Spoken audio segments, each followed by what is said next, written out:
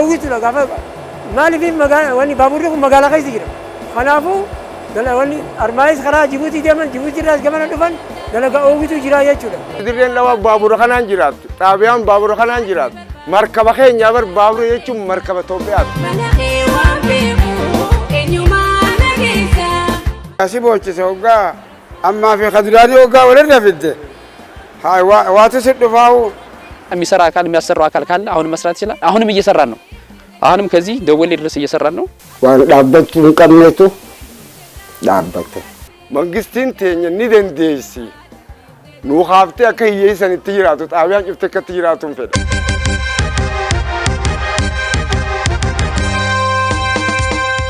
Magaalaan Dirree Dhawaa magaalaa guddittii biyyattii Finfinnee irraa fageenya kiiloomeetira 515 irratti biyya ollaa Itoophiyaa kan taate Jibuutii irraa immoo fageenya kiiloomeetira 311 irratti argamti.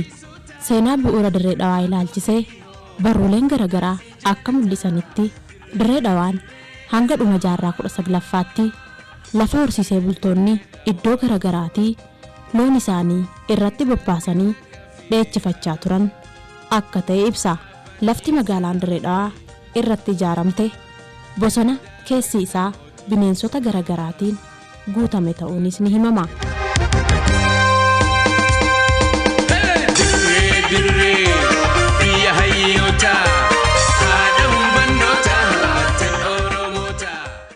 Yeroo baay'ee magaalaan Dirree Dhawaa maqaa dhahamnaan manni na duubatti agartan kun waliin kan mul'atudha.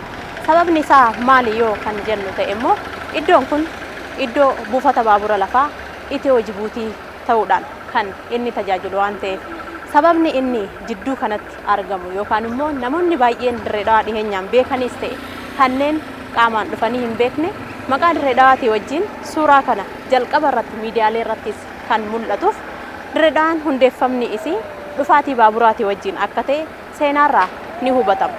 Suuraa kana haa agarru malee duuba isaa maaltu jira maaltu keessatti hojjetama kan jedhu garuu baay'een keenya itti siqeenyaan hin beeku. Nutis sagantaa keenya kanarraatiin keessa seennee maaltu hojjetama tajaajila akkamitti kennamaa ture keessi isaa hoo maal fakkaata kan jedhuu fi haalli qabatama yeroo ammaa maal fakkaata kan jedhus seennee kan isin agarsiisnu ta'a nu waliin tura isin jedha.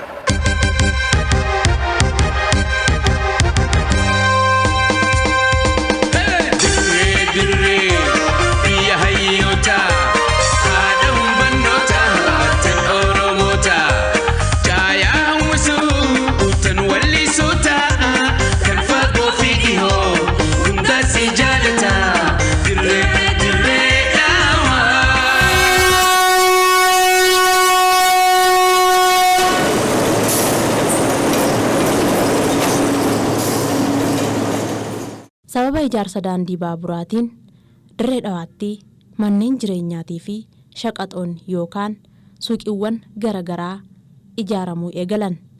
Dirree Dhawaan magaalaa ta'uudhaaf waggaa tokko qofa akka itti fudhatees barreeffamoonni waa'ee hundeeffama Dirree Dhawaa barreeffaman ni mul'isu.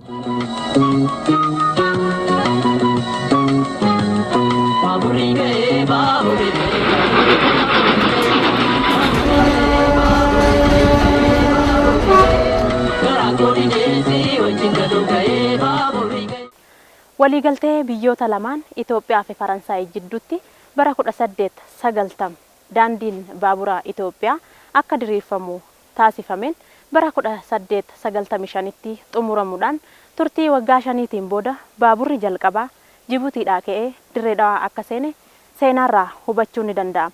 Itti aansuudhaanis bara 1897 kan eegalame daandii diriirsuun daandiin baaburaa Itoophiyaa Dirree Dhawaa fi Finfinnee jidduu immoo waggoota 20 erga ture booda bara 1917tti baaburri jalqabaa magaalaa Finfinnee akka seenes seenaan ni addeessa.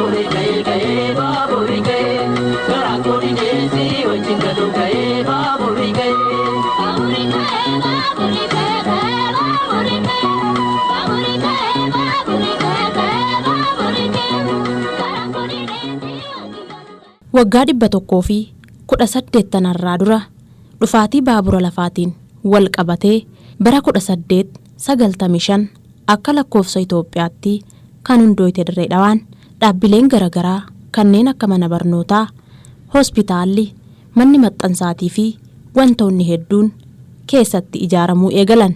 Baruma kana keessa manni barnootaa ammayyaa Faransaay, manni maxxansaa jalqabaa, akkasumas hospitaalli Faransaay, manni barnootaa hawaasa Giriik, daandiin Dirree Dhawaa fi Harar ol qunnamsiisu, dildilli Dachaatuutii fi jiddugalli magaalaa Qafiiraatiis dhufaatii baaburaan booda yeroo gabaabaa keessatti iddoowwan ijaaramanidha.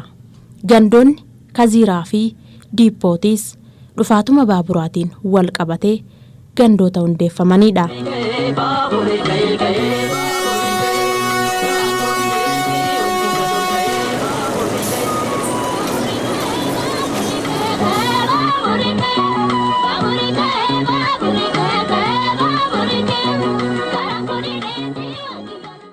Dirreedhaan iddoowwan hawwata turizimii baay'ee qabaachuudhaan kan isin beekamtu akka biyya keenyaatti jechuudha. Iddoowwan kanneen keessaa immoo meeshaaleen buufata baabura lafaa Itiyoo Jibuutii kan Lagahar iddoo jedhamu Dirreedhaa jiddu galeessa irratti argamu isa tokko yoo ta'u, baaburoonni kanneen as keessatti argaman baroota dheeraadhaaf tajaajila kennaa turanii ammas tajaajila kennuu kan danda'an ta'uun isaanii ni beekama. Yeroo dhiyoodhaa as garuu sararri Finfinnee fi Jibuutii jidduu sababoota garaagaraatiin addaan cituu danda'eeti jira. Haa ta'u malee sararri Dirreedhaa fi Dawwallee jidduu garuu hojjechaa akka jirus hubanneeti jirra. Baaburoonni kanneen maqaa mataa isaanii kan qaban yoo ta'u, Otaraay, Seessee, Beebbee fi Hassanjoog akkasumas maqaa biraatis akka qaban, akkasumas tajaajilli isaanii immoo namoota iddoo tokko tokkotti geessuu yookaan imalchiisuu fi meeshaalee daldalaaf oolan magaalota kanneen jidduus oofaa yookaan imalchiisaa akka turanis hubachuun dandeenyeeti jirra. Sochiin bu'uureeffamuu fi babal'achaa guddachaa dhufuu Dirree Dhawaa kunis erguma baaburri magaalattii seenee akka ta'e wantoonni olitti ibsaman ni eeru. Magaalonni xixiqqoon 35 ta'anis sababuma diriirsa daandii baaburaatiin wal qabatee Dawwallee fi Finfinnee jidduutti akka ijaaraman yookaan akka hundeeffamaniif sababa ta'eeti jira. Mootittii gammoojjii magaalaa jaalalaaf tokkummaa jedhamuun kan beekamtu Dirree Dhawaan jiddugala daldalaa akka taatuufis sababa guddaa kan ta'e baabura lafaa kana. Kunis namoonni hedduun Dirree Dhawaa fi Jibuutii jidduu wantoota garagaraa deddeebisuudhaan jireenya guyyuu isaanii gaggeeffachaa akka turan, akkasumas daldalaaf deddeebi'aa hojjechaa akka turanii fi kun immoo hariiroo hawaas dinagdee uummataa kan cimse ta'uunis ni beekama.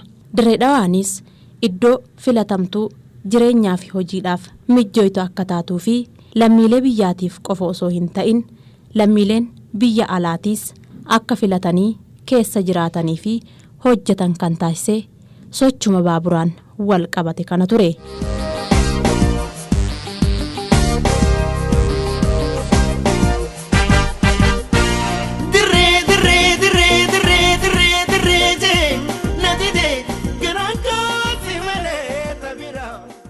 Maqaan kiyya Abdusalaam Hussein jedhanii baabura oofaa kanarra amata 10 wayiin dalagee san booda kifilii teeknikaatiin ture, achi duras eerlaayinsii keessan ture, waliigalatti ama 36 dalage osoo sooramuun dura. Dirree Dhawaa ka uume baabura. Dirree Dhawaa qofa osoo hin taane xaabiyaaleen hunduu baaburatu uume. Adaamaarraa qabi. Ani amasa 30 armat dalage. Amma duraanii dalagaa armatiin seenee armatiin ama 30 ture. Laakiin baaburri gaafa dalagu sun Dirree Dhawaatu magaalaa oowwituudha. Amma kana qabbanaa'e malee gaafas magaalaan oowwituudha. Warri tiraanspoortii bakka nuti warra teeknika dalagu, laakiin warri tiraanspoortii dalagu achitti yoonni jaa magaalaan gaafas oowwituudha. Dirree Dhawaan oowwituudha gaafa maaliif wanni baaburri kun magaalaa keessa jira. Kanaafuu wanni armaayis karaa Jibuutii deeman Jibuutii irraas gamana dhufan dalagaa oowwitu jira jechuudha. Amma immoo laakiin yoo itti dalaynee ammas maashina kana namni isa fakkee wanni isa tamalakatu gargaaree yoo dalagee qaceelloo dalaguu danda'e jechuudha.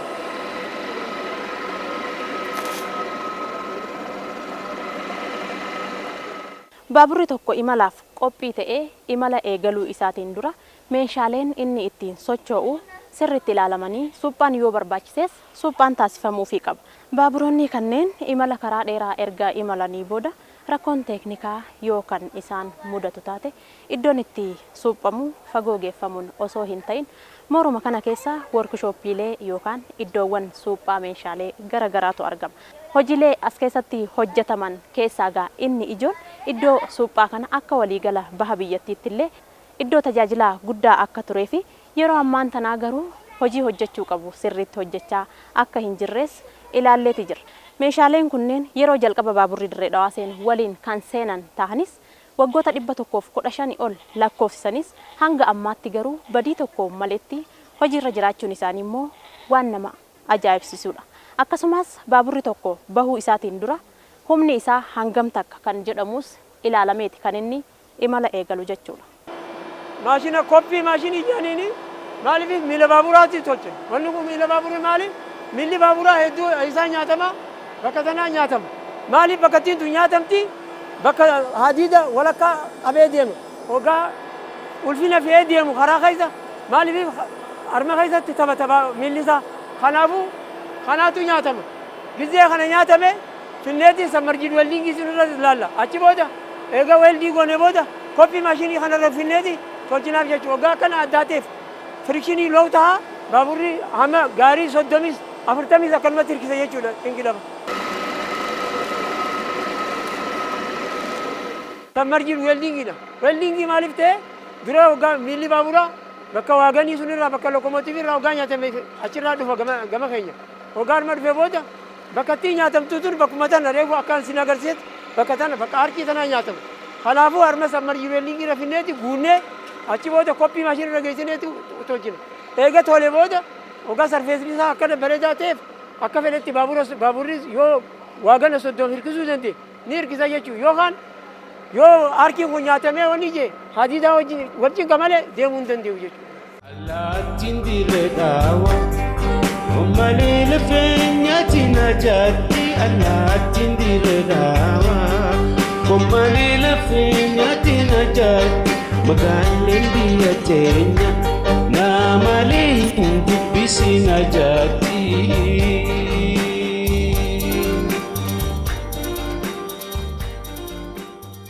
Sintaayoo Mulaatiin jedhama. Amata 38 dalagaa as keessa. Tajaajilli mana kanaa konkolaataa baaburaatu jira. Baabura kanaaf wanni gaarii meeshaatiif gaarii namaati jira. Tiraanspoortii goonaa miti. Meeshaa ammas adda addaa hundinuu gaariin asirratti hojjetamti. Ogguu baddee dhuftee tiraanspoortiin ni jiraachi.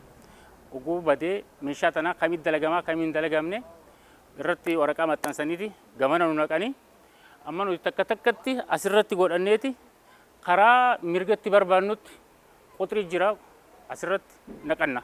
San booda meeshaa maal barbaadaa ni beeyna. Meeshaa san magaazina irraa qaboo magaazina irraa baafna.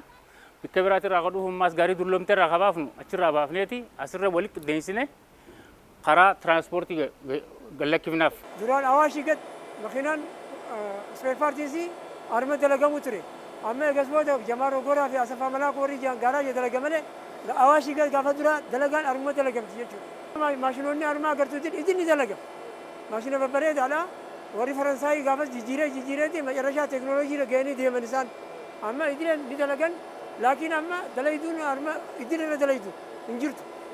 Maaliif maashonni workshooppiin dirjitiin waaqayyo dadhabeeti konistaa kan jedhan dirjitii kontiraaktara fuudhe karaa Addis Ababaatiin karaa kaasee karaa Jibuutiin kaasee waaqayyo dadhabsiisee amma baatii jaha sababa koronaatiin dhaabbatee jira.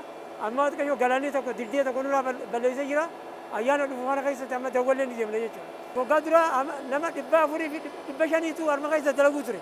Amma immoo nam 15 fi nam 20 Amma agartuu kun dura jiru kun namaaf dalagame. Kun ammaas meeshaadhaaf dalagama. Maaliif manni kun amata 100 fi 23 keessa jira. Egaa asitti uumame. Amma wanni gartuu kun makaanikaan dalagama. Makaanikaan dalagama. Waggoonni ni tolchina amma 100 ol dalagee jira. Manni marra dhaabbanne kun hamma naannoo isto kun gaarii adda addaati asiin seena tiraanspoortii irratti gubate akkun achis wanni workshooppii qabna workshooppiin gaarii isaan bibbate meeshaa tan barbaada asiin nu naqan Samboda asirra naqanneeti quxurii takkarraa kaaftee ilaa 11 ni jira asitti. Masmara kanarra naqanna. Akka badii isaatitti. Meeshaan kamii irra ta'e kamiin irra inni ni beekna. Meeshaa xiqqoo fi har'a tajaajilamee har'a dalagamee qabaa'u asirra naqanna.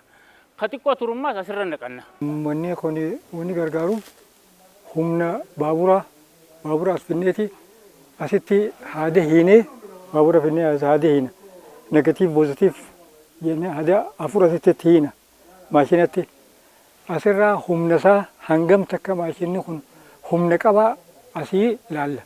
Kun asii ka'eeti bishaan asirraatti bannee bishaan kun asii ka'ee achirraa ka'ee asitti deebi'a achirraa ka'ee achitti deebi'a bishaan.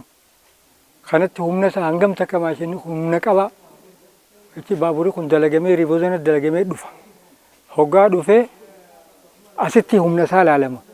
Yoo humni isaa hir'uu ta'e daganaa deebi'ee warsha deebi'eeti humni isaatti ida'amee ammaas finnee asii mokkorra. Hogidee mokkorree humna isaa hanga likkii dhufu. Beete hanga humni isaa likkii dhufutti asitti mokkoraa godhama. Asitti hogidee likkii dhufe bakka likkii dhufe jee maashinni dalagaarra oola jechuudha. Allaattiin dirree dhaawa malee lafeenyaatti na jaatti. Allaattiin dirree dhaawa malee lafeenyaatti na jaatti. Magaaleen biyya teenya na malee hin dubbisi na jaatti.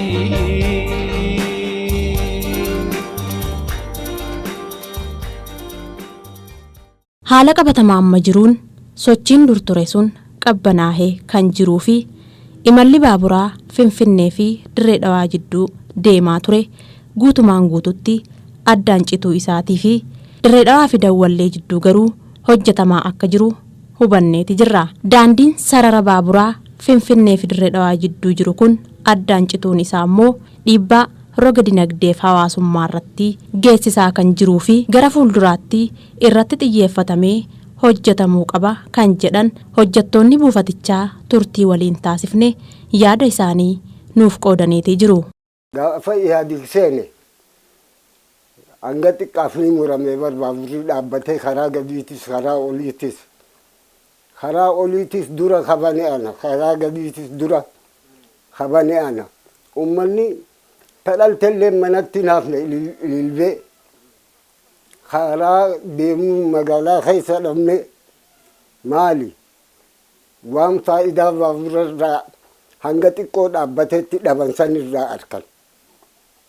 Naa kuni waan dhaabbachuu hin qabnetu dhaabbate. Dirreen Dhawaa wanni nu wal qabsi Dirreen Dhawaa baabura kanaan jiraatti. Xaabiyaan baabura kanaan jiraatti. Markaba keenyaa bar baabura jechuun markaba Itoophiyaati. Isaa fidamu xaafi bishingaa waalli gadirraa isa markaba Itoophiyaati jechuudha baaburri. Baaburri faayidaan isaa ummataaf geejjiba waa xiqqootti deebisaa tirfiin isaa ummataa harka jira. Ammoo mangistiin akka atiraafii jedhaniiti akkas ilaalaniiti kufe malee dantaan inni qabu kiisa namuutu seenu warra geejjibaa bishaan karaa xaabiyaalee hunda bishaan kennuuf asirraa bishaan hira dalayduuf jedhee xaabiyaaleen bishaan hin qabdu ta gammoojjiifa kubbaaniyaatu hiraaf wanni inni sabaaf dalage biyyaaf dalage takka lama jaantee ta himamtuun. Ogguu baaburri kun dhaabbate warri hiyyeessa guddisu.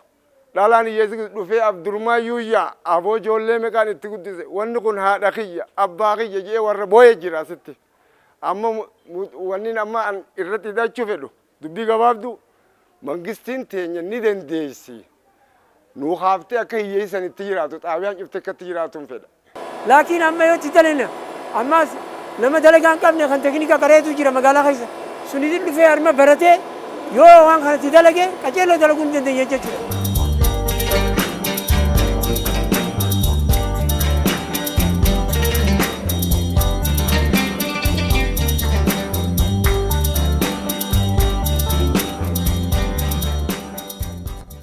Magaalaan sun akka kaatu akka jabaattu godhuudhaaf magaalaan takka bar ol ka'uun guddina biyyaati.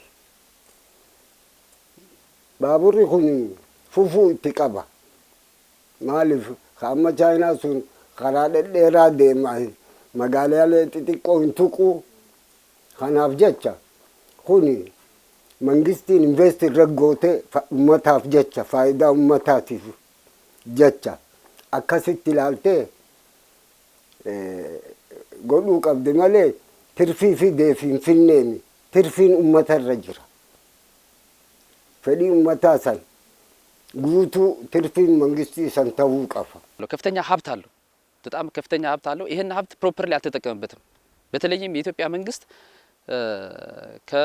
እኔ አሁን በግልጽ ፍራንክሊን ነጋገር ከተባለ ኢህአዲግ ከመጣ ጊዜ ጀምሮ ነው አሁን አብዛኛው በከተማይትም እንደ ነበር ስሟ መቀጠል አልቻለችም እየወረደች ነው የመጣችው የድርጅቱ መውደቅ ነው የከተማይትም መውደቅ ያስከተለ ተብሎ ነው አሁን መላምት ብዙ ህብረተሰብ የሚያነሳው ለምን ሀላ ቀበተማማ ዳበትቺ እረጅሩ ኢላልቺሴ dhaabbanni kun qabeenya guddaadha qaba qabeenya kana garuu hanga itti fayyadamuu qabu irraa hin fayyadamne kun ammoo keessattuu eega mootummaan addawaa'ii seenee eegalee guddinni dirree dhawaa gabbu'aa akka dhufe hawaasichinis ni kaasa kunis xiyyeeffannoon dhaabbata kanaaf kennamee ture gad xiqqaachaa waan dhufeefi rakkoon jiru kana qofa malee ammaas taanaan meeshaaleen dhaabbata kanaa yoo xiqqaate baroota 50 ol tajaajila kannuu kan danda'anidha ammaas taanaan mootummaan fedhii dhaabbata kana hojjechiisuu yoo qabaate baasii xiqqaadhaan gara hojiitti deebisuu ni danda'a yeroo ammaa dirree dhawaatii fi dawwallee jidduu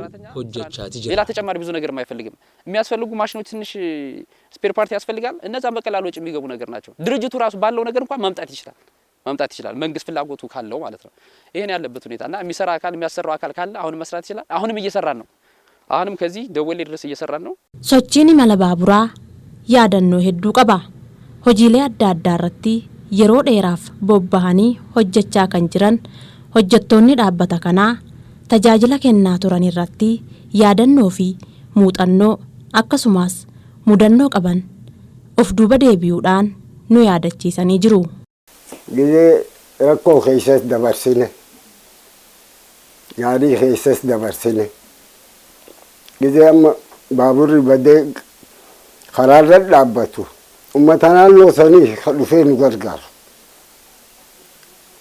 wal hidhaan baabura wajji akkas gaafa rasaasa nu dhawanii baaburas nu dhawanii jira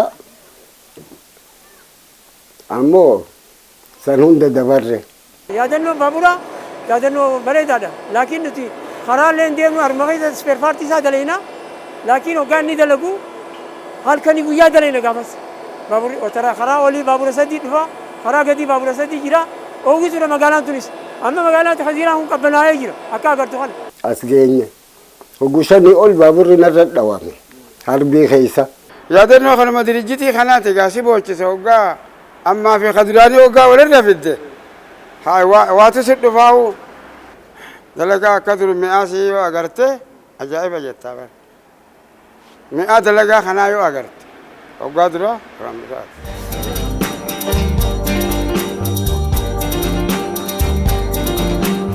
tajaajiloota garagaraa buufata kana keessatti kennaman keessaa inni biraa immoo yaadachiiftuu sa'aatii yookaan jigoo jedhamuun kan beekamtu kan yeroo hojjettoonni hojii seenanii fi bahan yaadachiisuudhaaf itti gargaaramaa turani sa'aatiin kun hojjettoota as keessaa qofaaf osoo hin ta'in magaalaa guutuufis tajaajila kennaa turte saan hoggaa gahee rob guddaa takka iyyiti talammeefaa sa'a takka hoggaa tahee sarratanyaan akka seentu lama oggulame amma iyyuu jirtii bee iyyan sirra jirti akkana iyyisi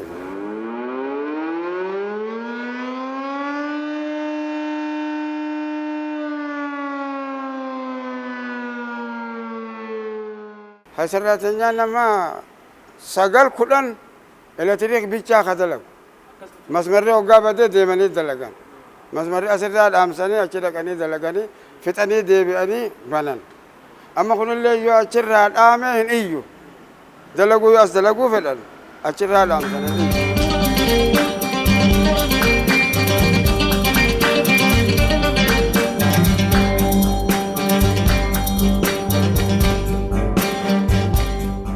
waa'ee seenaa dhufaatii baaburaatii fi hundeeffama dirree dhawaa ilaalchisee qophiin nuti qopheeffanne kanarraa kanuma fakkaata. Gara fuulduraatti wantoota as keessatti argamanii fi hojiilee hojjetaman ilaalchisuudhaan hordofnee sagantaalee garagaraatiin isin biraan ga'uudhaaf ni yaalla. Hanga xumuraatti waan nu waliin turtaniif galatoomaa isiniin jenna. Nagaatti.